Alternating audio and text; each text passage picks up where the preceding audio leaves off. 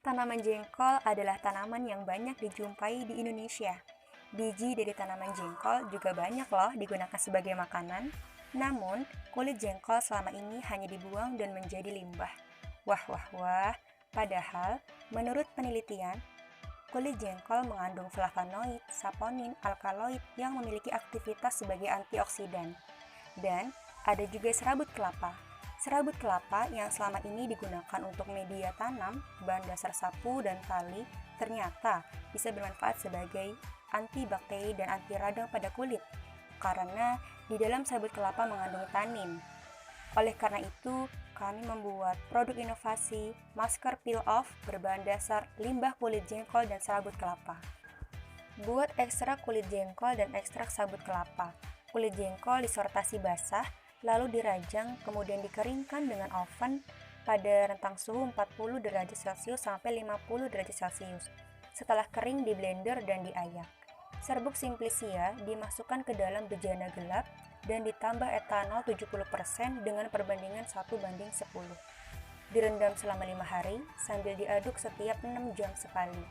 Lalu setelah 5 hari, disaring dan dipekatkan dengan memanaskan pada rentang suhu 40-50 derajat Celcius. Lalu dengan serabut kelapa diambil dari buah yang masih muda, dikeringkan dengan sinar matahari, dihaluskan, serta direndam dengan etanol 70% dengan perbandingan 1:10.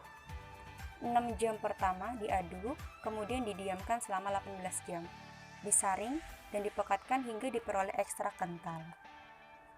Bahan-bahan lain yang digunakan yaitu polivinil asetat, karbomer 940, propylen glikol, oleum rosae, nipagin, dan aquades.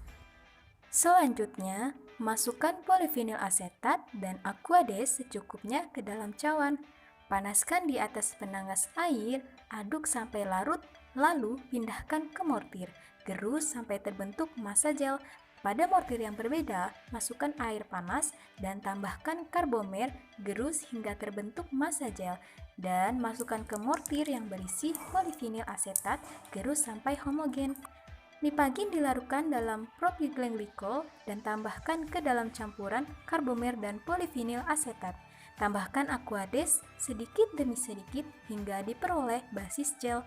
Yang terakhir, tambahkan ekstrak kulit jengkol dan ekstrak sabut kelapa. Mudah kan? Inilah produk inovasi masker peel off RNA berbahan dasar limbah ekstrak kulit jengkol dan serabut kelapa.